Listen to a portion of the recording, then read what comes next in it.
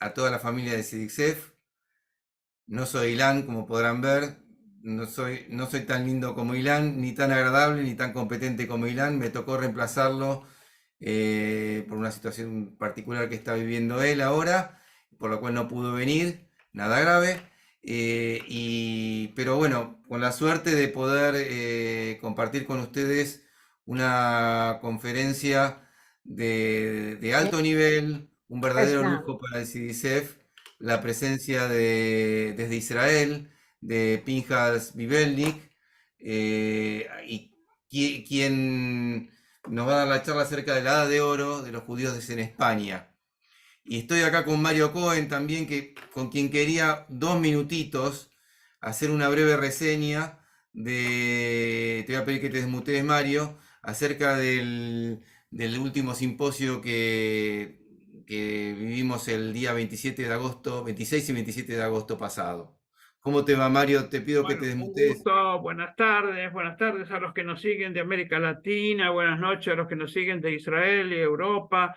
Es siempre un gusto estar conectados otra vez a través a través de esta hermandad que se llama el Zoom y que nos pone en contacto con investigadores de primer nivel de todo el mundo. Y sí, estaba hablando, Leo, que hace nada más que 9 días estuvimos en el noveno Simposio Internacional de Estudios Sefardíes en la Universidad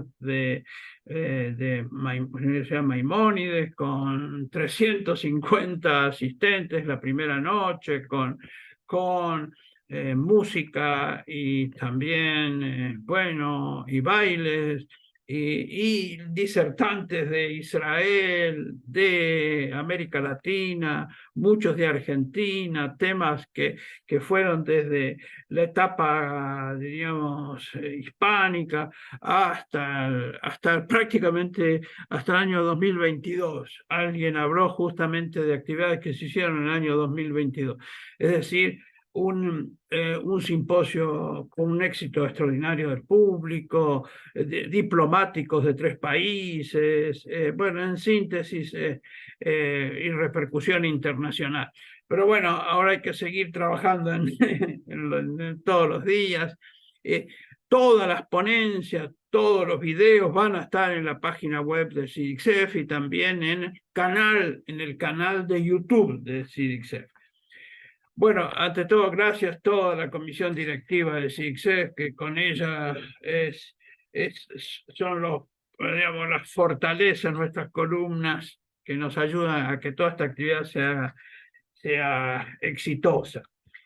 Contamos con el auspicio de las siguientes instituciones a las cuales agradecemos por difundir todas estas actividades. FECELA, la Federación Sefaradí Latinoamericana; FECERA, la Federación Sefaradí de la República Argentina; la Comunidad Sefaradí de Lima; la Comunidad Hebrea Sefaradí de Bogotá; la Comunidad Sefaradí de Chile; la de Montevideo; el Centro Cultural Sefaradí de Montevideo; ASILVA, que es la comunidad marroquí de Buenos Aires; la comunidad Betel y el centro SAFTA. A todos ellos, muchas gracias por colaborar y difundir todo esto. Les recuerdo que después la conferencia de Pinhas Vivelnik va a estar disponible para todos en la página web de CIDICSEF y en el canal de YouTube de CIDICSEF, ¿sí? Déjenme presentar a un amigo, a un maestro de maestros.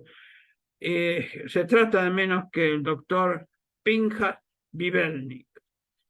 Desde Israel, nosotros nos estamos muriendo de frío y él se está muriendo de calor, justamente, y ahí es la noche tarde, ha tenido la deferencia de estar con nosotros. Bueno, Pinhas Vivelnik tiene el único defecto es que nació en Rosario, como yo, como Messi, pero bueno, defectos tenemos todos. En el año 74 se radicó en Israel y hizo una carrera extraordinaria. Fue BA, MA, doctorado cum laude en historia judía en la Universidad Hebrea de Jerusalén. Estudió en archivos de la historia del pueblo judío de la Universidad Hebrea, en el Archivo de México, en el Archivo del Museo Británico, en el Archivo de Indias de Sevilla, y se dedicó especialmente a la historia de los judíos en toda esta etapa: antisemitismo, judaísmo español, criptojudaísmo de América. Dio clases en universidades de Argentina, Brasil, México, Venezuela. Durante 40 años fue profesor en la Universidad Hebrea de Jerusalén y otras universidades. Es especialista en viajes para conocer la etapa de los judíos de Europa. Bueno, en síntesis, me animo a decir que en idioma español, yo creo que el mayor especialista del mundo actual es Pinjas Vivernik, y lo tenemos con nosotros, con nosotros aquí. Es un honor, no tenemos palabras de agradecimiento. Vamos a hablar ahora justamente de la edad de oro de los judíos de España.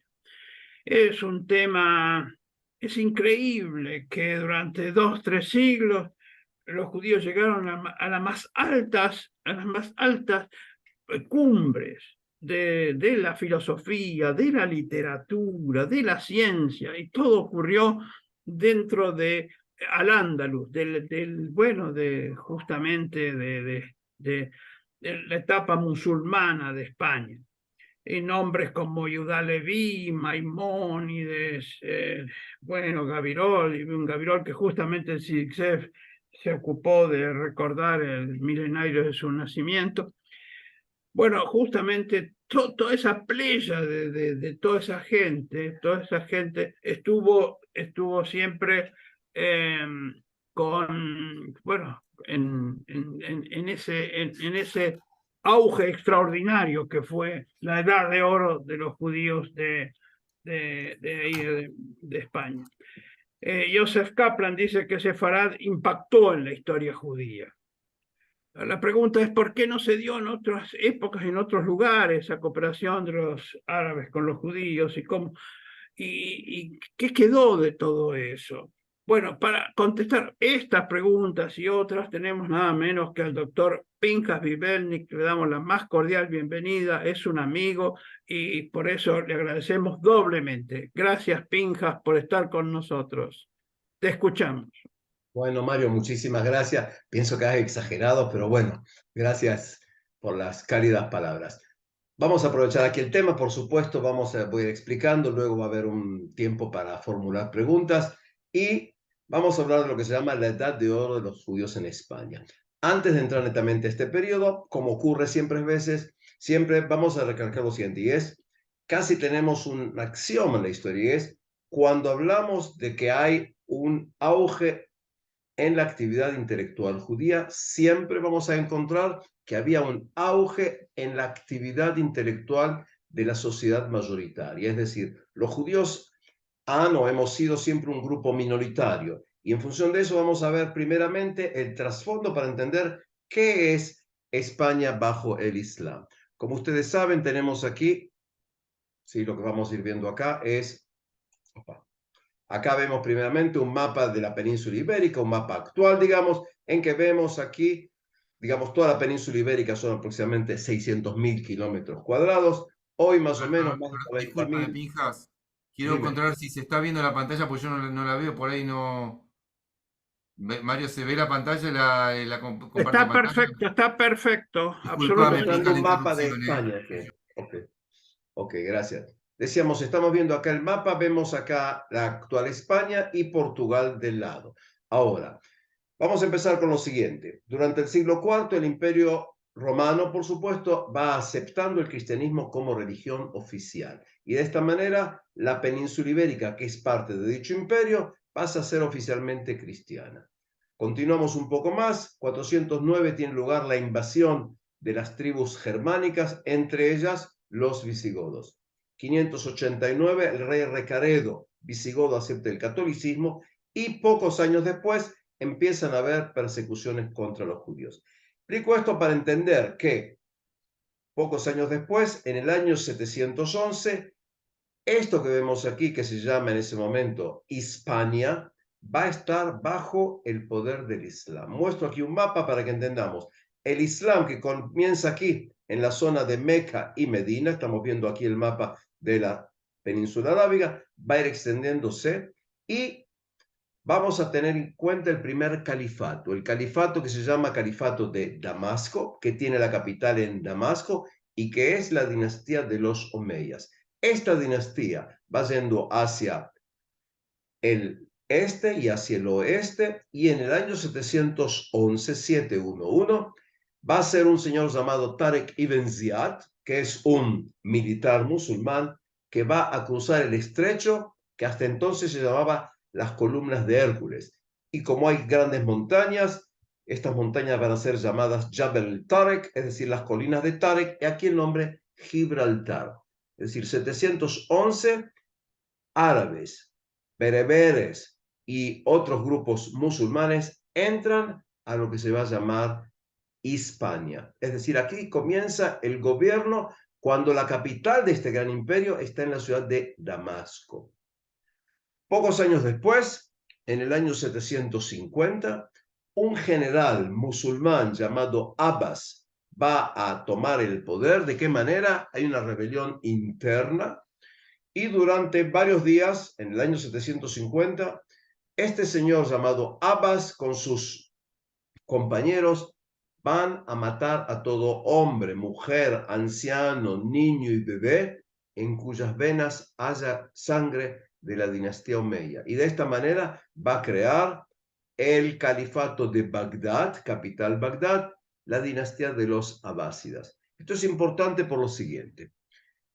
Pese a que intentó matar a todos, por lo menos un joven de la dinastía de los Omeyas, llamado Abderrahman, va a lograr quedar vivo y va a hacer todo el camino desde Damasco, fíjense así, por todo el norte de África hasta llegar a Córdoba. Y cuando llegue a Córdoba dirá: yo soy el descendiente de la dinastía de los Omeyas, tienen que recibirme a mí como líder. Y aquí que después de una lucha de 3 años, él va a levantar aquí en Córdoba el Emirato de Córdoba. Emir es como si dijéramos príncipe. Y va a levantar un emirato aquí en la zona de lo que se va a llamar España, en árabe va a ser la zona del Al-Ándalus, cuando teóricamente él está sometido al califato de Bagdad. Es decir, este señor Abderrahman envía una delegación al asesino de su familia para decirle: recíbeme como tu humilde servidor y yo te aceptaré a ti. Como en ese entonces no hay misiles entre continentes y demás, es un juego político. Abderrahman quiere ser reconocido emir aquí, en el extremo oeste, y de esta manera reconoce al califa que va a estar en Bagdad. En otras palabras, empieza a derivar, a desarrollarse aquí una entidad política independiente llamado, como ustedes ven aquí, el Emirato de Córdoba, que va a existir entre el año 756 al año 929. Va pasando el tiempo y esto es el punto importante para mí, y lo que va a ocurrir es que en el año 912 va a subir al poder un señor que es descendiente de Abderrahman, llamado Abderrahman III. Y este hombre, en el año 929, va a decir: no soy más emir, soy jalifa. En otras palabras, tengo yo la posibilidad de dominar y de mandar a todo el mundo musulmán. Este señor, en el año 929, entonces se va a independizar políticamente de Bagdad y va a levantar el califato de Córdoba. Su descendiente, llamado Al-Hakim, va a continuar su obra. Yo estoy hablando acá de un proceso entre el año 929 y 976. La gente va a levantar entonces el gran califato omeya de Córdoba, que aquí vemos el mapa. La capital va a ser Córdoba, cuando aquí incluso va a luchar contra el imperio carolingio. Y en el norte hay una franja de cristianos. La capital va a ser Oviedo y esto se va a llamar Asturias. En otras palabras, este señor va a levantar un califato. Y si alguna vez va a haber una máquina del tiempo, pediré estar por lo menos 2 semanas en Córdoba. ¿Por qué en Córdoba? Porque Córdoba la que estamos viendo ahora, la mezquita de Córdoba, podríamos definirla como la capital del Mediterráneo. En Córdoba, en el año 920, 930, 950, cuando están mandando estos dos hombres, estamos hablando de una ciudad de más o menos 500.000 de habitantes. Estamos hablando de la ciudad, junto con Bagdad, más poblada del mundo. Para que entendamos, en el año 950 viven en Bagdad aproximadamente 500.000 de individuos. En París, del siglo XIII, cuando en el año 1250 tenemos la Sorbona y tenemos Notre Dame, había aproximadamente 40.000 habitantes. Si le estoy diciendo que 300 años antes, en Córdoba hay aproximadamente 500.000 de habitantes. Hay mercados. Las naves del califato surcan todo el Mediterráneo. Delegaciones de Bizancio y del Sacro Imperio Romano Germánico llegan aquí. Se calcula que en Córdoba, en la gran biblioteca de Córdoba, había aproximadamente 400.000 manuscritos. Es decir, estamos hablando, digamos así, de la biblioteca más grande que existe en ese entonces. Y aquí estoy mostrando fotos, quizás algunos de ustedes han estado, de lo que se llama la Gran Mezquita de Córdoba. En la Mezquita de Córdoba, para que entendamos, había aproximadamente 1080 columnas. Es decir, que están hasta el día de hoy los que han tenido la suerte de visitar a Córdoba. Estamos hablando acá de obra arquitectónica fuera de serie. Tenemos esto es dentro de la mezquita de Córdoba, otros lugares, y construyen Medina Zahara, la gran capital que está a pocos kilómetros de Córdoba. Estos son restos arqueológicos, con los grandes arcos. Ahora, pero va a ocurrir lo siguiente. Esto, por supuesto, como introducción al tema, evidentemente, pero ocurre lo siguiente. El califato de Córdoba, que era un califato omeya, tenía dentro de sí a 7 elementos étnicos distintos. Dije 7, no 5 ni 2, 7. De estos 7 elementos étnicos, 5 eran musulmanes. Había musulmanes llamados árabes puros. ¿Quiénes eran los árabes puros? Descendientes de los árabes que salieron de la península arábiga. No importa quién era la madre, lo importante es quién era el padre. Es decir, y de esta manera, todos los puestos claves en la administración estaban bajo árabes puros, tanto en la administración como en el ejército. Esto era una cuestión de constante tensiones en el Gran Califato. Había musulmanes llamados los musulmanes de la zona de Damasco, nombre que se daba a todos aquellos que eran descendientes de gente que se convirtió al Islam y que vivían en lo que hoy sería aproximadamente Líbano, Siria, Israel y Jordania.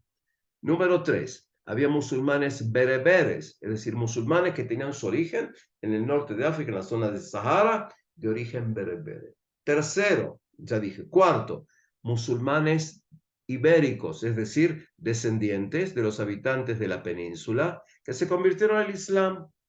Y quinto, musulmanes eslavos. Sí, dije eslavos, descendientes de esclavos en la zona de Polonia, Ucrania, que los alemanes, los germanos tomaron como esclavos, los trajeron a Marseille, los vendieron y esta gente llegó aquí. Gente eslavos que se convirtieron al Islam eran el quinto componente étnico. Además había una gran minoría de cristianos y una pequeña minoría de judíos. He aquí que a partir del año 1003 al año 1031, el califato de Córdoba se destruye por dentro. Y aquí que en lugar de un gran califato, llegaron a haber hasta 35 reinos independientes. El reino de Zaragoza, el de Toledo, el de Valencia, el de Alpuente, Brasil, Deña, Murcia, Badajoz, Córdoba, Carmona, Málaga. Y estos reinos musulmanes luchan entre ellos. Se habla de reinos de Taifa porque Taif en árabe quiere decir los reinos pequeños. Y entonces, cuando empiezan a luchar entre ellos, los de Asturias empiezan a descender. Y paulatinamente el mundo cristiano del norte empieza a ir hacia el sur y empieza netamente lo que se llama la reconquista. Esto es para entender qué es lo que estamos hablando. Y he aquí que los cristianos que van a ir haciendo, van construyendo grandes, como vemos aquí, fortalezas, como esta que vemos aquí. Y esto que vemos adentro, esto es netamente musulmán adentro. Esto es en Zaragoza. Esto va a ser en Granada. Esto para que entendamos qué es lo que va ocurriendo. En otras palabras, 200 años vamos a tener básicamente de gran creación y eso lo vamos a ver relacionado. Ahora, decía lo siguiente, tenemos el mundo musulmán y en el mundo musulmán vamos a ver una gran cantidad de intelectuales musulmanes. ¿Quiénes son? Algunos pocos ejemplos de ellos. Uno de ellos, Muhammad ibn Masarra. Este hombre más o menos vivió entre el año 880 y 940. Es el primer gran pensador de la zona del Andalus que intenta conciliar fe musulmana con filosofía griega. Y él es contemporáneo de Saadia Gaón, que vive en la zona de Babilonia. Tenemos aquí a otro señor llamado Abul Qasis, gran médico, que nació en Medina Azhar y muere en Córdoba. Este hombre fue uno de los grandes médicos e incluso diseñó aparatos para operaciones de cesárea y cataratas. Este individuo empleaba hilos de seda en suturas, uno de los grandes médicos de la zona del Andalus. Ibn Hazm, esta es una estatua que tienes en Córdoba, gran pensador, poeta e historiador musulmán.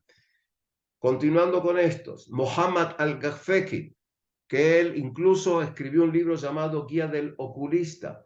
Es decir, entender que estamos aquí hablando de grandes, importantes personajes dentro del Islam.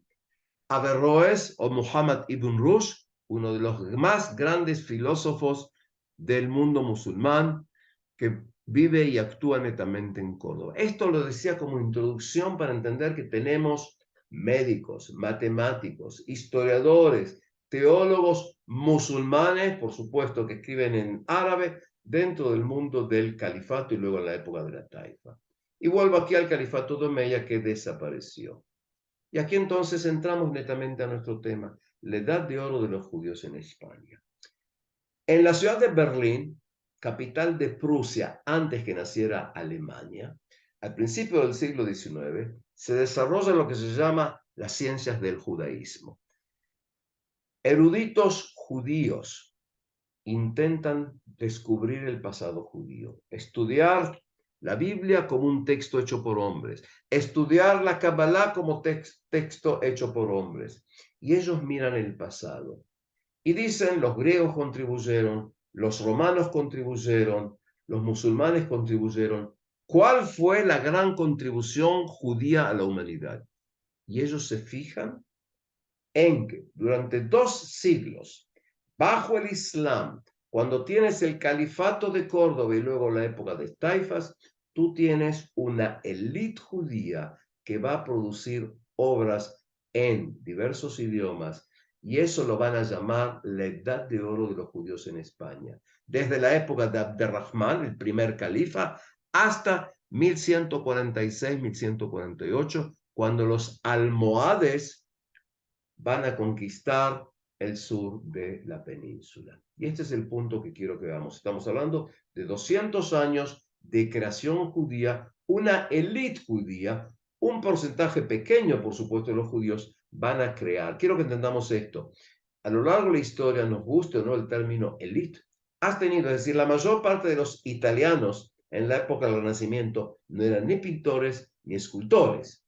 Tienes una élite que va dirigiendo eso. Similar va a ocurrir aquí con algunas pequeñas diferencias.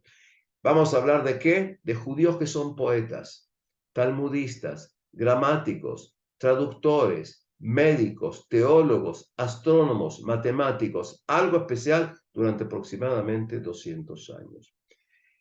El que va a poner las bases va a ser un judío llamado Hasdai ibn Shaprut, que nació aproximadamente en el año 915 y va a vivir más o menos hasta el año 970. Hasdai va a ser el que va a poner los cimientos de lo que se va a llamar la edad de oro de los judíos en España. ¿Por qué? Este hombre, como todo gran sabio judío de los que voy a hablar, sabía perfectamente 3 idiomas: árabe, hebreo y arameo. Todos los sabios que voy a hablar hablan los 3 idiomas. Árabe es el idioma de la élite, el idioma que se escribe, el idioma que se habla. Hebreo por el Tanaj y la Mishnah. Y arameo por el mundo del Talmud. Este hombre, Hasdai ibn Shaprut, era médico. Y además de hebreo, árabe y arameo, casi seguro que tenía un muy buen dominio del latín y del griego. Estamos hablando acá de una eminencia. Si este hombre sabía griego y latín, es porque su padre y el círculo de judíos que estaban ahí tenían una apertura hacia la cultura general. Este individuo va a ser, por decirlo así con comillas, el ministro de Relaciones Exteriores del califa Abderrahman. Este hombre va a ser también, con comillas, lo que sería el ministro de Educación y Ciencia. ¿Por qué? Porque este judío llamado Hasdai ben Saprut, él va a ser el que reciba las delegaciones que vienen del Sacro Imperio Romano Germánico, porque sabe idiomas, como un chiste. Es decir, llega una legión cristiana a un estado musulmán y los recibe un judío, es decir, algo bastante raro. Cuando vienen las delegaciones de Bizancio, él va a recibirlos. Este individuo incluso se va a escribir con Yosef, el último rey del reino de los Khazarim, de los Hazares que van a estar en Europa Oriental. Este individuo, llamado Hasdai ben Saprut, entre otras cosas, va a ser uno de los que participen en el grupo que van a traducir el famosísimo Tratado de Medicina de Dioscórides. Que entendamos, llega la delegación de Bizancio, junto con ellos llega un monje llamado Nicolás, y entre el sabio griego, que es un monje llamado Nicolás, el judío Hasdai ben Saprut y musulmanes van a traducir del griego al árabe en 5 volúmenes el libro famoso de Dioscórides, que es un tratado de medicina, pero que se hablan de botánica, se habla de remedios, para que entendamos la importancia de esta gente. Pero no solamente eso. Hasdai debe traer muchos sabios, entonces básicamente trae médicos, astrónomos, matemáticos, musulmanes, pero además va a ayudar y va a traer sabios judíos. Menachem ben Saruk, que nació en la península, es un gramático y un poeta. Dunash ben Labrat, que estudió con Saadia Gaon en Babilonia y viene de Fez, gramático y poeta. Moshe ben Hanoch, que nació en el sur de Italia, talmudista. Hasdai ben Saprut, como un mecenas, apoya a estos sabios judíos y aquí va a comenzar el estudio de la gramática y él a escribir poesías en hebreo. Ya voy adelantando algo. Todos los poetas judíos que escriben bajo el Islam en España escriben poesía solamente en hebreo. Y escriben, entre otras cosas, para demostrar la verdad de su entendimiento de la gramática. Es decir, vamos a tener judíos que escriben gramática, que escriben poesías y también se dedican al mundo del Talmud. Es decir, esas van a ser las bases de la gran poesía judía en la península ibérica. Pasa el tiempo y cuando tenemos el reino de Granada, vimos que hay varios reinos diversos, he aquí que tenemos un judío llamado Shmuel ibn Nagrela. Y este hombre va a estar en Granada, que es un reino musulmán independiente berebere. Y él va a actuar bajo 2 reyes, Habus y Badis. Este individuo, Shmuel ibn Nagrela, llamado Shmuel Nagid, va a estar al frente del ejército musulmán. Sí, es la única vez en la historia que tenemos registrado que un judío es, por decir así, el jefe de tropas armadas. Shmuel ibn Nagrela va a ser un hombre que se dedicara al mundo del halajá y quedaron de él, escuchen bien, más de 1700 poesías, todas ellas en hebreo. Y es el único autor que tiene casi 25 poesías en hebreo sobre guerras, porque él, como está al frente del ejército, él sabe lo que sale en campañas. Shmuel ibn Nagrela entonces va a ser un judío que está y recibe su conocimiento del mundo árabe, del mundo persa, del mundo griego, y sus obras van a ser organizadas por su hijo, que las va a llamar obras de Ben Tehilim, es decir, el hijo de los salmos, Ben Mishlei, el hijo de los proverbios, y Ben Kohelet, el hijo de Eclesiastés, porque sus poesías serán similares a los proverbios, a los salmos y a Eclesiastés, textos que tenemos, por supuesto, en el Tanaj. Pero no termina aquí. Shmuel ibn Nagrela, además de su puesto como ministro, va a dar apoyo a Shlomo ibn Gvirol, que se nombró antes. Shlomo Ibn Gilol, lo que vemos acá es una estatua que está en Málaga, que va a ser un gran poeta judío y además va a ser un filósofo. Va a tener su obra, ¿sí?, llamada Keter Malchut, es decir, la corona del reino, pero además va a escribir una gran e importante obra, ¿sí?, en que intenta conciliar fe judía con filosofía griega. Esta obra, ¿sí?, se va a llamar en latín Fons Vitae, la fuente de la vida. No quedó original en árabe, no quedó original en hebreo, quedó solamente el original en latín. Y por eso Shlomo Ibn Gilol, el judío, es conocido en el mundo latino medieval como Aviquebrón, Ibn Quebrón. Esta obra de él incluso va a ser estudiado por sabios cristianos en las universidades medievales. Para entender que tenemos poesía y tenemos también filosofía y mezcla de los dos temas. Continuando con esto, vamos a tener a otro señor, un señor llamado Bahaya ibn Pakuda, que va a actuar en Zaragoza. Y él básicamente va a estar influido o influenciado, no me acuerdo cómo se dice en español en este momento, de la mística musulmana. Este señor va a tratar sobre temas neoplatónicos y va a trabajar básicamente en Zaragoza. Es decir, este señor, Ibn Pakuda, va a influir muchísimo en lo que se llama la moral judía medieval. Estoy simplemente llevando aquí algunos que otros ejemplos para que vayamos viendo. Abraham Barjía, llamado, ¿sí?, Abraham Judeos o Sabasurda. Es decir, el que hacía, ven aquí, este es un texto medieval. Aquí lo tenemos en hebreo, acá lo tenemos en latín y acá está explicando cómo es un eclipse. Es decir, estamos hablando acá de un eclipse en que vemos el sol, la luna en el medio y la tierra. Estamos hablando acá de un gran astrónomo judío, vivió más o menos en 1070, 1136, en Zaragoza, tenía cargos en las cortes islámicas. Este hombre se dedicaba a geometría y tradujo del árabe al catalán o al provenzal obras latinas en matemáticas, astronomía y astrología. Y va a escribir un trabajo importante en hebreo que se va a llamar Jibur HaBeshijah Ve'atishbore, tratado sobre medidas y cálculos, que luego va a ser traducida al latín. Y es la primera vez que tenemos en latín ecuaciones de segundo grado. Y va a ser el primer científico que trajo el álgebra árabe a Europa.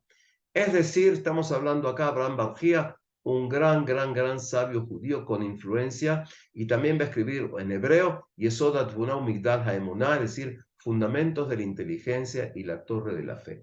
Lo que quiero que veo, yo estoy acá trayendo unos breves ejemplos, pocos ejemplos, de individuos que van a tener un peso importantísimo en la filosofía, en medicina, en geometría, en astronomía, como estamos viendo aquí. Continúo aquí, vamos a hablar de Moshe ibn Ezra, que es contemporáneo de Yehuda Leví, que él actúa básicamente en Granada. Va a escribir también poesía y también va a intentar unificar o conciliar el pensamiento hebreo con filosofía neoplatónica. ¿Sí? Abraham ibn Ezra, médico, astrónomo, poeta, va a trabajar el mundo de la gramática muchísimo. ¿Sí? Es decir, y era uno de los amigos de quién? De Yehuda Leví. ¿Sí? Es decir, este individuo va a estar luego, ¿sí?, van a tener textos que incluso parte de ellos van a estar, como los de Shlomo Ibn Gilol, en los textos de oraciones judías. Tenemos aquí dos familias importantes que nombro, la familia Kimchi y la familia Tibol. Son familias que están en la zona del Andalus y se van a ir al sur de Francia, a la zona de Provence, cuando vengan el mundo de los almohades. Es decir, estamos hablando acá de gente que va a tener una gran importancia. Los traductores van a tener un rol importantísimo. Valga la comparación, yo desgraciadamente no sé japonés. Y si quiero leer un libro en japonés, tengo que leer una traducción. De aquella importancia de estas familias. Ellos van a traducir los textos al hebreo de Maimónides o de Yehuda Leví. ¿Por qué? Porque los escritores judíos, cuando escriben poesía, las poesías de 200 años son siempre en hebreo. Cuando escriben tratados filosóficos, los escriben en árabe, en letras hebreas. Por ejemplo, cuando Yehuda Levi escribe el texto llamado Kuzari, lo escribe en árabe en letras hebreas. Cuando Maimónides escribe la guía de los descarriados o guía de los perplejos, depende cómo se traduce, lo escribe en árabe en letras hebreas. ¿Por qué? Porque el público es el público judío, que sabe hablar árabe, pero no sabe leer árabe. Entonces lo escriben en letras latinas. Cuando muchos de estos autores, como Maimónides, escriben obras científicas, muchas veces lo hacen en árabe porque tienen diálogo con científicos musulmanes árabes. Y por eso, por ejemplo, las familias Kimche, las familias Tivón, fueron ellos los que tradujeron del árabe en letras hebreas al hebreo las obras de Maimónides, las obras de Yehuda Levi, las obras de Saadia Gaon, porque Emunot Vedeot, los que saben decir el libro de que se llaman Creencias e Ideas, también lo escribían en árabes en letras hebreas. Yehuda Levi, uno de los más grandes pensadores judíos de España, ¿sí? Es decir, él va a escribir montones de poesías, muchísimas poesías, y además va a escribir un libro filosófico llamado Hakuzari, o La defensa del mundo judío ante los ataques o el desprecio de los demás. Algo importante para mí. La pregunta que yo me hago es, ¿en qué medida Shakespeare, el inglés por supuesto, es representante de la cultura inglesa? No voy a entrar aquí a la respuesta. Lo que voy a decir ahora es que yo verdaderamente no sé. Porque en la época de Shakespeare muere, poco de diferencia con Cervantes, en 1616, más del 95% de los británicos eran analfabetos. Entonces no sé en qué medida. Pero cuando yo hablo de Yehuda Levi, de Ibn Ezra, de Ibn Gvirol, esta gente que son una élite, reflejan gran parte de lo que es el mundo judío, porque las poesías de Yehuda Levi, que hablan de la tierra de Israel y del amor a Israel y al Dios de Israel, son poesías que van a ser parte del acervo cultural judío. Es decir, el judío que luego va a estar en Italia, en Polonia, en Yemen, en Marruecos, va a leer dentro de las oraciones poesías de Yehuda Levi, las llamadas sioniddas. Van a leer poesías de Ibn Gvirol. Es decir, las escrituras de estos hombres no quedaron como patrimonio de una élite, sino que van a ser conocidos por los judíos en todos los lugares del mundo porque van a ser parte de ¿qué?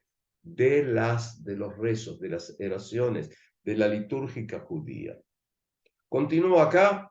Entre los grandes sabios vamos a tener también un señor llamado Rabat, Abraham ibn Daud, es decir, Abraham hijo de David, que va a escribir un libro llamado Sefer HaKabbalah.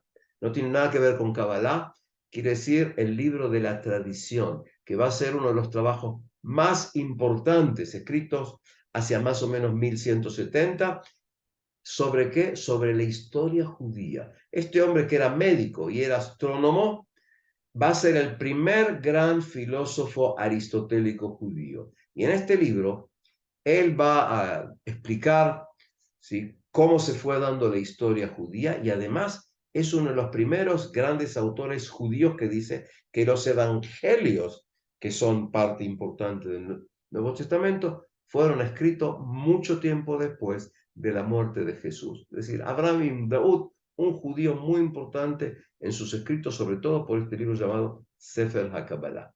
Acá también voy a hablar, por supuesto, de Maimónides. Maimónides nació más o menos entre el año 1135-1138 en Córdoba. Cuando él era un niño, los almohades entran al sur de España e intentan imponer por la fuerza su concepción del Islam. En otras palabras, matan a musulmanes, a judíos y cristianos que no quieren aceptar el Islam. La familia de Maimónides va a por lo menos convertirse por lo menos en forma exterior al Islam, para poder sobrevivir, y la familia de Maimónides se va a vivir a Fez, en Marruecos, están unos años ahí, de ahí viajan y van a estar breve tiempo en la tierra de Israel, y Maimónides va a terminar instalándose en Fustat, en el antiguo Cairo. Maimónides va a ser uno de los grandes sabios judíos, que cuando escribe Mishneh Torah o Hayat HaZaká, que es una obra lágica, lo escribe en hebreo, porque lo dirige a los rabinos. Cuando escribe Moreh Nevuchim, Guía de los Perplejos o Guía de los Extraviados, que es una obra en que concilia pensamiento judío con neoaristotelismo, lo escribe en lo escribe en árabe con letras hebreas. Pero cuando escribe medicina, escribe solamente en árabe. Y aquí que va a tener una gran importancia. Las obras de Maimónides van a ser traducidas al latín. E incluso sabios cristianos como ser Tomás de Aquino, Tomás Aquinas, va a referirse a él en su escrito como Magister Moisés, es decir, como dice el gran maestro Moisés, es decir, Maimónides va a tener una gran influencia también sobre el mundo cristiano y el mundo musulmán. Es decir, tomar en cuenta que estamos hablando acá de un pequeño grupo de élite, lo que vemos acá son escritos, Moreh Nevuchim, ¿sí? Son textos de él. Vuelvo aquí a lo que explicaba antes. Los judíos entonces están aquí, en la zona de las taifas, y van a estar ahí. Pero cuando entran los almohades y empieza a darse el proceso de la reconquista, en que van haciendo el reino de Portugal, la ciudad de Porto, Castilla, que se llama así por la cantidad de los castillos, la corona de Navarra y Aragón, y acá al sur, los almohades, judíos que están bajo el gobierno de los almohades, o van hacia el norte, o van hacia el norte de África. Y ocurre que lo siguiente, una de las cuestiones interesantes, cuando en esta zona que vemos aquí, cuando por ejemplo la ciudad de Toledo va a ser conquistada por Alfonso VI, y junto con él hay un señor llamado Rodrigo Díaz de Vivar, conocido como el Cid, en la zona de Toledo y en otros lugares se va a desarrollar lo que a veces se llama la Escuela de Traductores de Toledo. ¿Por qué? Porque sabios judíos, junto con sabios cristianos y sabios judíos que se convirtieron al cristianismo, es decir, lo que se van a llamar conversos, traducen montones de obras del árabe al latín. Y este es un rol muy importante que van a tener, parte, por supuesto, de la élite judía que vamos a tener en esta zona, la Escuela de Traductores de Toledo. Ahora bien, vamos a intentar ir resumiendo lo que estamos explicando. Durante la Edad de Oro hay poetas que escriben solo en hebreo, pero es interesante esto. Cuando un judío escribe poesía y lo hace solamente en hebreo, ¿sobre qué escribe? Hace versos de amor de Dios, del pueblo de Israel a Dios. Poesías que escribe sobre el pueblo de Israel. Poesías a la tierra de Israel, pero además escriben sobre la naturaleza, el vino y las mujeres. Este es un fenómeno único. Los judíos en Polonia no escriben sobre vino y mujeres. Los judíos en Yemen no escriben sobre vino y mujeres. Los judíos en Marruecos no escriben poesía sobre vino y mujeres. Solamente hubo un poeta en Italia llamado Immanuel Jaromí que escribió poesía sobre el tema de mujeres y vino. Explico esto por lo siguiente. Los sabios judíos que escriben poesías tienen una mente muy abierta. Consideran que Dios crea también a la mujer bonita, al vino que va a regocijar el alma, y no hay contradicción. Cuando Yehudá Leví escribe poesías sobre las mujeres, sobre el amor carnal y el vino, lo escribe con la misma mano, con la misma devoción que escribe cantos de Israel. Esto es muy interesante porque es único. Recién en el siglo XIX, sabios judíos que analizan la poesía, hablan de qué? Poesía religiosa y poesía secular. Pero para Shlomo Virol, Ibn Ezra, Yehudá Leví, Al-Harizi, no hay diferencia. Es decir, escriben ambas poesías. Acá tengo que decir algo personal. Hay quienes consideran que la poesía erótica judía, tanto bíblica por ejemplo, el Cantar de los Cantares, como la poesía medieval que tienes en España, es una alegoría a la relación entre el pueblo de Israel y Dios.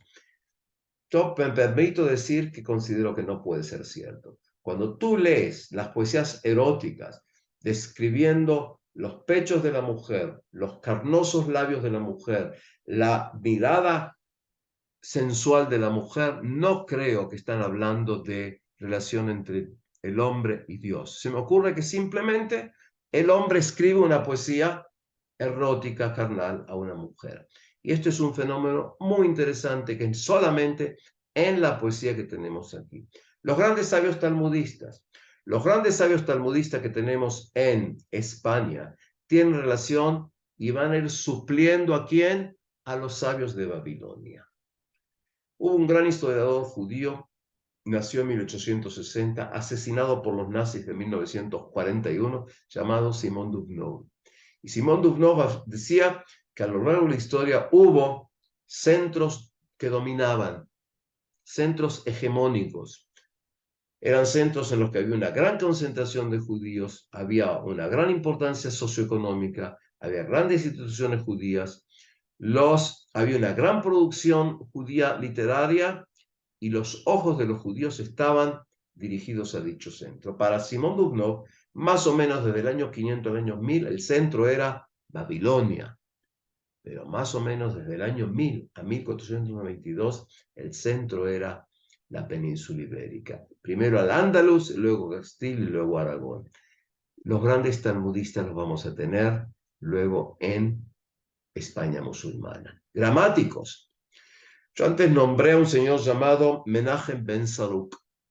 Menachem Ben Saruk va a escribir un librito llamado, librito no simplemente porque era pequeño, llamado Mahberet, que a veces se lo considera, Mahberet en hebreo moderno quiere decir un cuaderno, pero Mahberet viene la palabra jibur, redacción, escribir algo.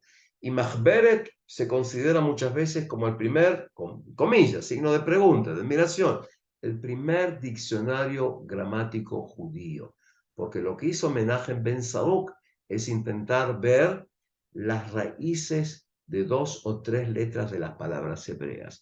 ¿Por qué hace esto? Porque estuvo influenciado por los gramáticos musulmanes. Traductores, dijimos la importancia de esta gente. Había 3 centros de traducción judío. Uno de ellos en la zona de Toledo, otro en la zona de Provence, el tercero en la zona de Sicilia. Los traductores judíos son muy importantes. Médicos judíos. Acá tienes una cuestión de definición de cómo se van trabajando. Médicos judíos que tienes en Al-Ándalus, médicos judíos que tienes en Italia. Teólogos, astrónomos. Cuando viene al poder Alfonso X, el sabio, el que va desarrollando la escuela de traductores, va a tener un grupo básicamente manejados por judíos que son astrónomos y van a llevar a cabo lo que se llaman las tablas alfonsinas. No es que el rey lo hizo, simplemente era el promotor. Gran parte de los sabios que trabajan en astronomía son judíos. Y cuando Dante Alighieri va a publicar su primera edición del libro llamado Comedia, que luego va a ser llamado La Divina Comedia, en la primera edición va a poner las tablas alfonsinas de los judíos. Y matemáticos. En otras palabras, estamos hablando aquí de judíos que van a tener una gran importancia en lo que respecta a esto. Y además, algo importante más, el intento de conciliar racionalismo y fe. Quiero que entendamos algo. Es decir, hoy en día, en el siglo XX, en el siglo XXI, tú tienes sabios judíos religiosos que estudian física nuclear, que estudian matemática o biología. Eso más o menos es el modelo de lo que era la España medieval. Y permito decir algo más. Hoy en día, cuando tú hablas de las grandes yeshivot de Ashkenazim o de judíos marroquíes en Israel, grupos Shas y demás, eso no es el judaísmo de España medieval. Los judíos en España medieval no tenían miedo a la filosofía ni al racionalismo. Por eso tenían o nadaban en 2 aguas profundas, en el mundo judío y en el mundo no judío. Hoy en día el único grupo que más o menos tiene así son judíos que tienen kippah y estudian ciencias o filosofía. Es decir, la ultraortodoxia judía no es los continuadores de esta edad de oro. Ese es un punto que lo quiero muchas veces entender, porque un individuo puede hacer las dos cosas a la vez. Intentar conciliar racionalismo y fe, filosofía y religión. Por eso hablaba de las características de la creación judía. Una pregunta que muchas veces me hacen: ¿había una gran convivencia? La respuesta mía es: cuidado con ese término. Es decir, Ibn Hazm, el gran sabio musulmán que yo nombré antes, que era teólogo e historiador, cuando discute con Shmuel Anagid, en sus textos en árabe habla del Yehud ibn Kalb, el judío hijo de perra, perdón la expresión. Lucha muchísimo porque tienen disputas. En el año 1066, hay un gran levantamiento en la ciudad de Granada contra el gobierno, porque los líderes musulmanes, el rey musulmán, Berbere, oprime terriblemente a la población. Uno de sus tesoreros es Yosef, el hijo de Shmuel Anagid. Y sabemos que parte de los líderes, de los sacerdotes musulmanes, para levantar a la población, viene con el grito de Itbah al-Yehud, hay que matar a los judíos. Y aquí que en el año 1066 tiene lugar en Granada, en la Granada que años antes había estado Shmuel Anagid, una terrible matanza de judíos. Es decir, hay diálogo, pero el judío debe pagar jizya, debe pagar impuestos per cápita. El judío, como el cristiano, que no puede pagar jizya, puede ser esclavizado. El judío, como el cristiano bajo el Islam, en Al-Ándalus, es dhimma, es decir, es pueblo protegido. Lo que quiero que entendamos es que hay determinada convivencia, hay un diálogo, pero a veces también hay grandes disputas entre estos dos grupos. Resumiendo, tomando en cuenta que me pidió acá don Mario que la charla no exceda un tiempo determinado. Hablamos aquí de más o menos 200 años de grandes creaciones judías. Hay diálogo, se escribe en hebreo y árabe, hay traducciones, pero tenemos que tener siempre cuidado. Estos 200 años fueron muy, muy especiales. Los autores, todos los autores que nombré, que yo hablaba de Bajia ibn Pekuda, la importancia de él en lo que se llama filosofía de la moral judía. Yehuda Leví en las poesías. Yehuda Leví va a tener una importancia en lo que se va a llamar la mística judía. Maimónides en el racionalismo judío, en la medicina, en la astronomía. Estos judíos van a seguir viviendo en lo que se llama la creación cultural judía hasta el siglo XXI, con las diversas diferencias. Fíjense que en gran medida los judíos que hablan de una línea más o menos mística muchas veces se van a apoyar en Yehuda Leví. Los judíos que hablan de racionalismo se van a apoyar básicamente en Maimónides. Estamos hablando de grandes gigantes que están ahí en el pasado y que nos continúan estando con nosotros hasta el día de hoy. Yo les agradezco muchísima vuestra atención.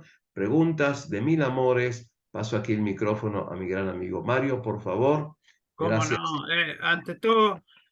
Ante todo, un aplauso gigante de la gente que te estará viendo, estás viendo Gracias. seguramente. Has hecho una síntesis extraordinaria de prácticamente 1000 años y has resaltado las cosas más importantes. Preguntas que nos han llegado. Existió esta etapa, diríamos, de 200 años de creatividad judía como nunca. ¿Por qué no continuó? ¿Por qué no continuó en la etapa cristiana o en otras partes del mundo, en otra parte? Se habla de que hubo creatividad muy grande en el siglo XIX en el área germánica. ¿Habría puntos en común con esto? Ok, Y bueno, empecemos por eso. ok, perfecto. Yo tengo tiempo. Hoy tomando en cuenta que iba a empezar aquí, acá son casi las 2, ya son más de las 2. O sea, ustedes están ayer, yo ya estoy en mañana, digamos así. Así. Bueno, yo tengo tiempo hasta las 5 o 6 de la mañana, total, dormí un rato de la siesta para estar con ustedes. Ahora, vamos a empezar con lo siguiente. Específicamente en la península ibérica. Creo que ustedes dicen a Daesh, me parece que en español dicen ISIS, Daesh, el movimiento. Sí. Okay. Sí.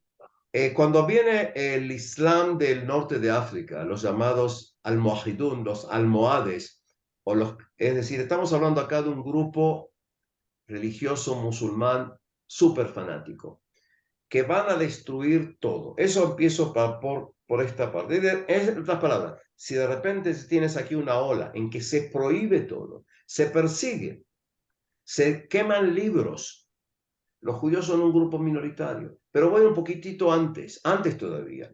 Tú recuerdas, Mario y los demás, yo dije que tuvimos acá un señor llamado Abderrahman III que crea el califato.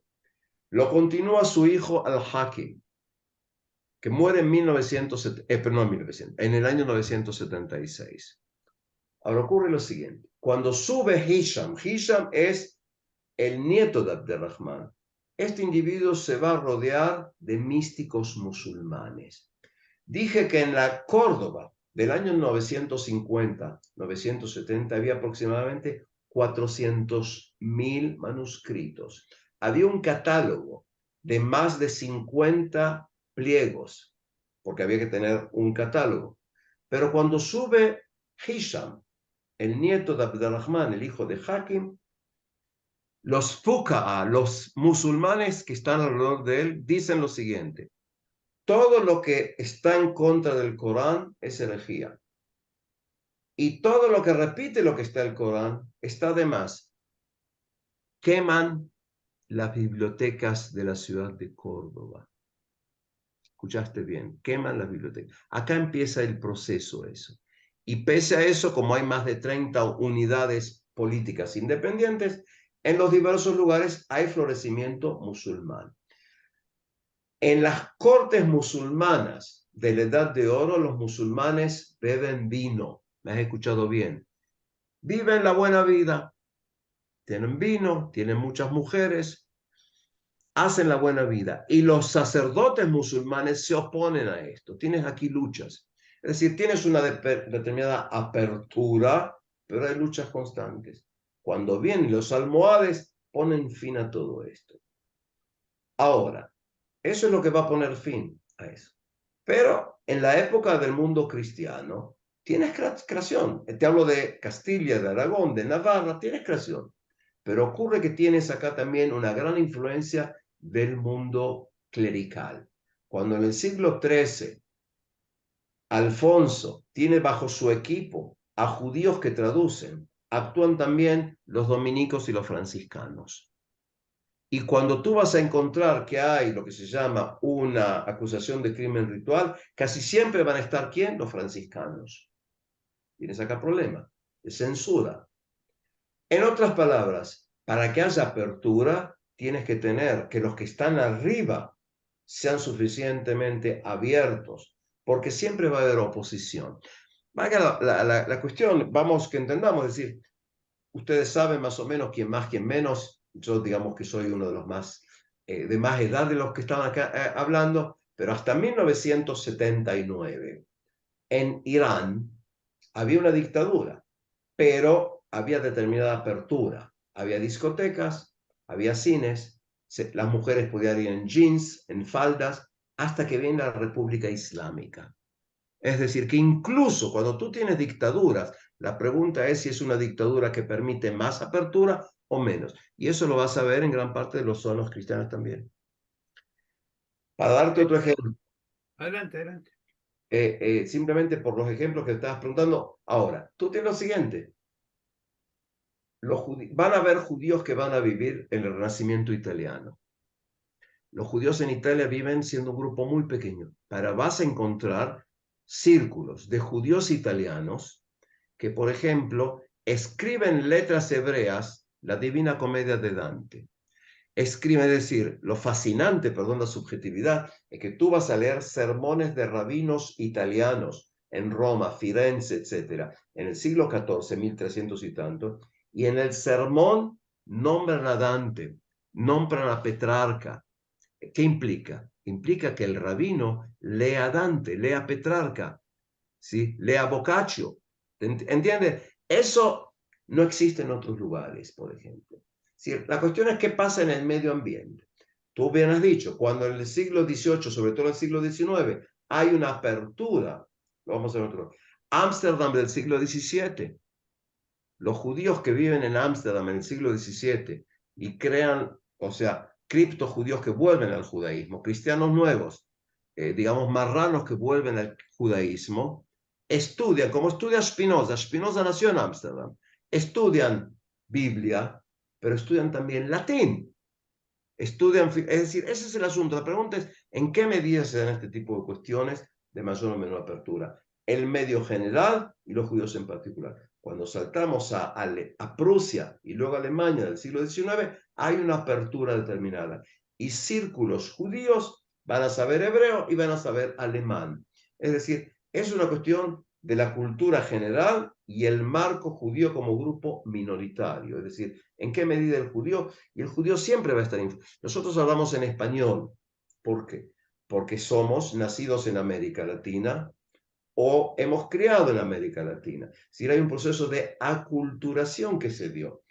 Valga que entendamos, fíjate lo siguiente, la mayoría absoluta de las mujeres judías que nacieron en Turquía durante 400 años no sabían turco, hablaban español, españolí, judeo español, ladino, ¿cierto, Graciela? Eso lo sabes, es decir, casi no saben turco.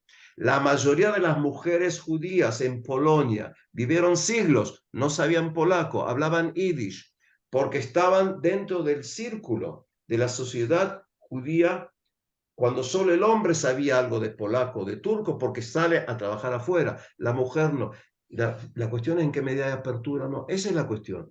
Hay una apertura que la permite la sociedad mayoritaria y los judíos pasan un proceso de aculturación. Y eso es lo que tenemos que ver. Eso así, a grosso modo, más o menos contestando a Mario. Fíjate algo más, y es los procesos de apertura de la sociedad judía se dio en países europeos cristianos que empezaron a ser países laicos. Es decir, el judío que vive en Alemania, en Francia, en Inglaterra, en Rusia, se va abriendo. Ese proceso no se dio en los países musulmanes, porque en los países musulmanes casi no se dio apertura de cuestiones seculares. Y cuando vas a tener una apertura es porque una élite socioeconómica de países musulmanes estudiaron en Europa. ¿Entiendes?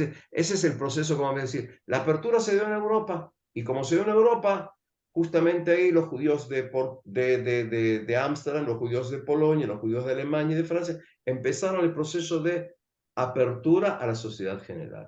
Eso así a vuelo de pájaro. Sí, Le damos la palabra a Leonardo, tiene preguntas por ahí, a ver. Tengo ok. algunas preguntas, pero bueno, primero una reflexión que es una excelente participación. Celebro el planteamiento del conferencista sobre que cierta ortodoxia como la de ellas hoy no son continuadores de la inteligencia judía de la Edad de Oro.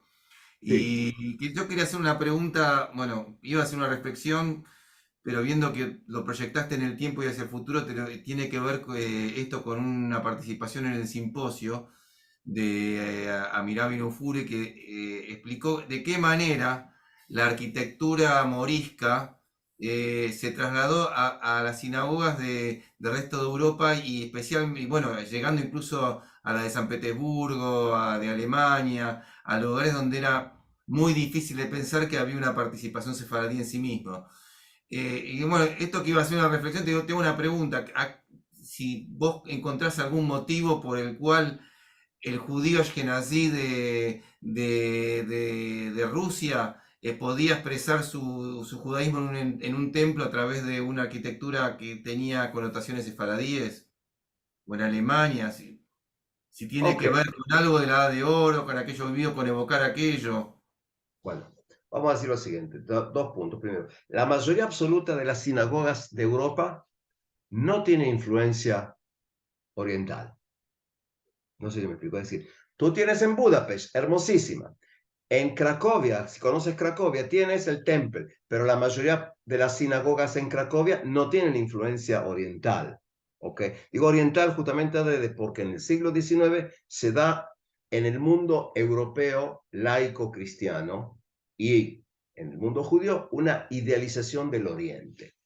¿Sí? El asunto de las 1001 noches, etc. De repente hay un descubrimiento del Oriente en forma de casi idealización. Ahora, y por eso vas a tener, subjetivamente hablando, sinagogas hermosísimas, con influencia como tú dices. Ahora, ¿tienes aquí una influencia? Sí, evidentemente, de cómo eran más o menos sinagogas imaginarias, digo sobre todo imaginarias, en lo que era el mundo del Islam, porque las sinagogas en el mundo del Islam eran muy sencillas. Es decir, para tener una sinagoga necesitas básicamente dos cosas: que el gobierno te permita construirlo y que tengas dinero para construirlo. Las sinagogas en Marruecos, en Yemen, en Argelia, son muy sencillas. Las pocas que quedaron en Toledo fueron iniciativas privadas, ¿sí? De Yosef ibn Shushan, de Shmuel Levi Abulafia, son sinagogas del siglo XIII y del siglo XIV. Ahora, un judío va a rezar en una sinagoga. Ahora, fíjate lo siguiente: las sinagogas europeas que tienen influencia de arquitectura esta son básicamente sinagogas del mundo neologista o el mundo reformista o conservador. ¿Entiendes? Es decir, la sinagoga de Cracovia se llama Tempel, no se llama sinagoga, no se llama snoga, no se llama shil, se llama templo. Cuando los judíos en el siglo XIX, en vez de hablar de la sinagoga, del shil, de kniz, dicen templo, la palabra templo es neutral.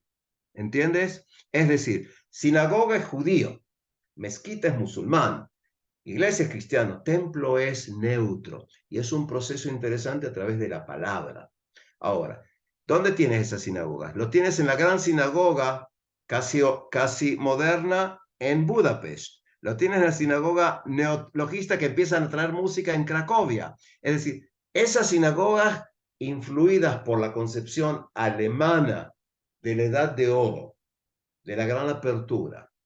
Sí, y justamente ahí viene la contradicción con Shas, por ejemplo, te decía, u otro lugar. Es decir, cuando alguien viene y me dice en Israel, queremos que retornar las raíces, y me habla un agente del Shas o de ultraortodoxia, le digo, perfecto, pero para eso tienes que estudiar Aristóteles, no como esto, pero es lo que leía Maimónides.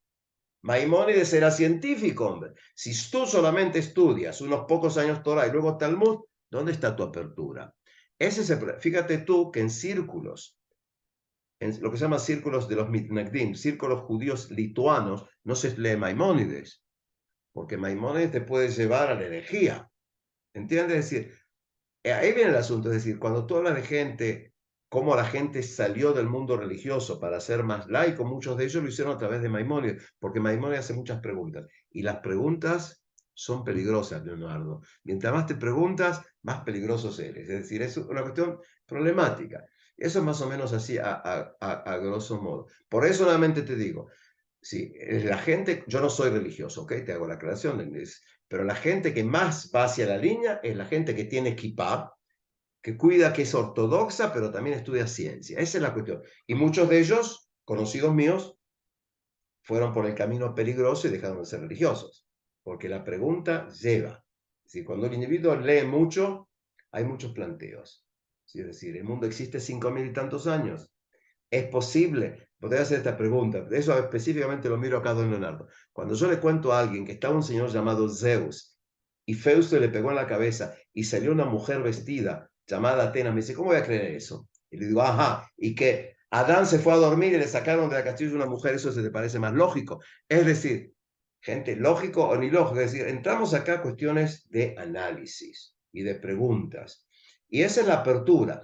Fíjate que a partir de 1305, los judíos de Barcelona, bajo el gran rabino llamado Rabí Shlomo ben Aderet al-Rashba, sacaron un anatema, una excomunión, prohibiendo que hombres judíos de menos de 25 años estudiaran mística o ciencias, exceptuando medicina, porque consideraban que la sierva pasó a ser la señora de la dama. ¿Quién es la dama? La dama es la fe.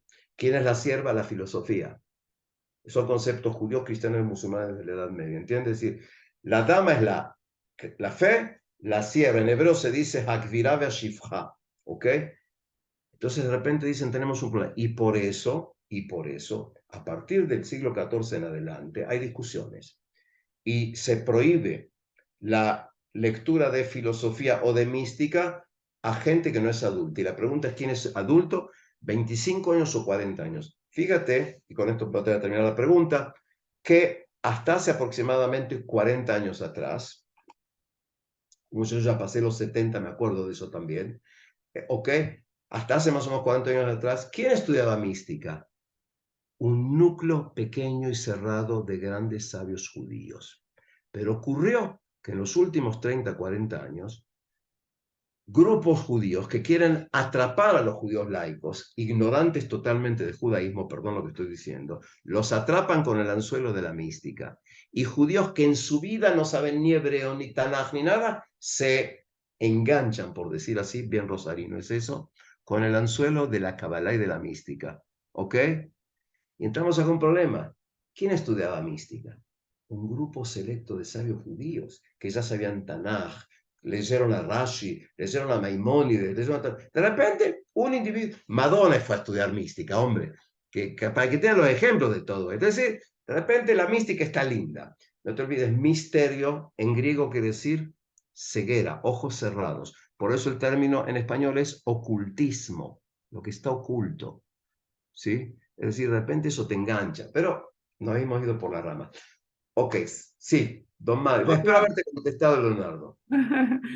a ver, una pregunta de geopolítica. A ver, alguna vez leí, a ver si estás de acuerdo, que los judíos prosperaron en forma notoria cuando estaban como balanza entre dos civilizaciones, en este caso los musulmanes y los cristianos, dos grandes potencias, y ellos de alguna manera eran balanza y eran el puente. O también como en Estados Unidos, que hay una mayoría cristiana, por un lado católica, y hay otra mayoría o equivalente protestante. Eh, en Alemania y qué sé yo, había también católicos y protestantes, y los judíos podían ser también puente. ¿Esa teoría te parece razonable como idea? Pero bueno, no. Y la última pregunta es que en los Maxorim Ashkenazim yo no veo toda esta creación literaria de la Edad de Oro. ¿Coincidís conmigo? Vamos a empezar al final. ¿Qué quiere decir no ves? Cuando tú hablas de Sidurim, No sé. digamos, todo el mundo, vamos a decir así, allá por el año 870, ¿sí? Cuando Barcelona breves años estuvo bajo el Islam. Cuando hacia el año 870 aproximadamente los judíos de Barcelona escriben al Gaón, al sabio judío que está al frente de la yeshiva, y les pide un sidur. Y el sabio judío se llama Amram Gaón. Ahí empieza el primer sidur. Pasan unos años y hacia el año 930 Saadia Gaón hace el sidur. Hasta ahí estamos. Todos los sidurim, todos los libros de oraciones, sin excepción, hasta el siglo XIX, les voy a explicar por qué, están basados en el sidur de Saadia Gaón, sin excepción. No importa si es en Polonia, en Yemen, en Marruecos o en Estambul. Con agregados, porque los judíos van agregando rezos. Entonces, cuando tú lees un sidur, yo hablo de sidur, si cuando hablas un sidur de judíos de Polonia, de Lituania o de Teimán, gran parte cuando hablas hacia, por ejemplo, hacia Tisha B'Av y demás, tienes elegías, tienes rezos, que partes de ellos son de Yehuda Levi o de Shlomo Virol, pero también tienes de sabios, sabios que vivieron en Ashkenaz, de gente de lo que se llaman los nietos y bisnietos de Rashi. ¿Sí? Es decir, o sea, por eso no entiendo exactamente. O sea, tienes aquí poesías. Ahora, hubo más del mundo sefaradí que fue al Sidur Ashkenazí que a la inversa, eso sí. Pero tienes creación en ambos lugares. Eso, la primera cuestión es lo siguiente. en los años que, cuando empieza la gran creación judía en Babilonia, y en España el califato, ahí no hay ninguna relación con el mundo cristiano. ¿Entiendes? Es decir, cuando tú hablas de la gran, no te olvides, el Talmud babilónico se terminó en Babilonia. Las grandes yeshivot en Babilonia eran sin relación con el mundo cristiano. Similar puedo decir al mundo del califato. Es decir, ahí hubo creación judía porque el contexto. También te puedo hablar de la creación de los judíos en el Renacimiento italiano, que ahí no tienes dos civilizaciones. En el Renacimiento italiano tienes solamente católicos, porque todavía no nació ninguna corriente ni luterana ni calvinista, eso va a nacer después. Entonces tienes creación judía en un entorno de gran creación de la sociedad mayoritaria. Punto. Y ahí paso al otro. Cuando tú tienes choques entre dos civilizaciones y hay judíos, evidentemente que sí, porque son neutrales. Es decir, por ejemplo, vas a tener judíos que van a tener importancia económica durante 150 años en la Edad Media, porque son un punto de contacto entre el mundo cristiano y el mundo musulmán, porque no están a favor ni de uno ni del otro. Eso sí, sí, pero no es absoluto, digamos así. Ahora, el punto también importante es que la mayoría absoluta de los judíos nunca fueron ricos ni importantes. Tú sabes, cuando hay un partido de fútbol, 11 jugadores juegan y millones dicen ganamos o perdieron. Tú sabes, si la pérdida es huérfana siempre, el triunfo tiene muchísimos padres y madres. Ahora, ¿por qué te digo? ¿Cuántas personas hubieron como Yudá Leví, como Maimónides? Poquitos. ¿Sí? Es decir, a la gente a veces le resulta difícil la palabra elite, pero si hablo de deporte hay elite, ¿sí? Pelé, Maradona, Messi, Cruyff, Einstein si hablamos de otra cosa. Hay elite. La mayoría absoluta de los judíos a duras penas sabían leer, muchos menos sabían escribir. Y los judíos saben leer un idioma que no entienden. Por eso viene el árabe judío, el ladino y demás. ¿Entiendes? Es decir, pueden leer, como ocurre muchas veces con judíos que pueden leer un sidur con una velocidad increíble, pero no saben lo que están diciendo. ¿Se entiende? Es decir, porque están rezando. Ahora, sí, evidentemente, hay épocas en que los judíos van a dar. Te voy a decir más. Durante la época de Taifa, cuando había más de 30 estados musulmanes independientes que luchaban una contra ellos, tuviste judíos que lograron tener puestos de ministros. ¿Por qué? Porque si yo soy el rey berebere, me llamo Badus o Habis en Granada, si pongo un musulmán en cargo importante, quizás él quiera tomar mi lugar. A un cristiano lo voy a poner porque pertenece al lado que estoy luchando, pero a un judío lo puedo decapitar sin problema. Es decir, el judío no es un elemento que puede poner en peligro la estabilidad del reino. Otro musulmán sí. Y por eso vas a encontrar en diversos principados y reinados musulmanes pequeños, judíos que ocupan lugares importantes. O sea, ese es el punto. Y algo similar va a ocurrir cuando el Sacro Imperio Románico Germánico está dividido en más de 300 unidades políticas, dije más de 300, por ejemplo, el pequeño reinado de Luxemburgo, de Liechtenstein, etc. Pero más o menos... Querido Pinjas, la verdad, esta es como una introducción, honestamente. Tenés un conocimiento global de la historia judía bueno, que nos impacta a todos, honestamente. Te vamos a pedir 2, 3 veces más. No ahora, pero más adelante. Honestamente, tenés, podés manejar muchos temas de la historia judía de distintas épocas y hacer comparaciones, cosas que muy pocos lo pueden hacer. Nosotros estamos profundamente agradecidos a ti, a tu tiempo, a tu capacidad de síntesis. Honestamente somos puro agradecimiento. Yo también tengo que agradecer a toda la Para mí un comisión gusto. directiva de SIGCEF que nos apoya en todo esto y todas las instituciones de América Latina. Y déjame desear, ya que estamos cerca de Rosh Hashanah, una Shana Tová, un año bueno, un año nuevo, que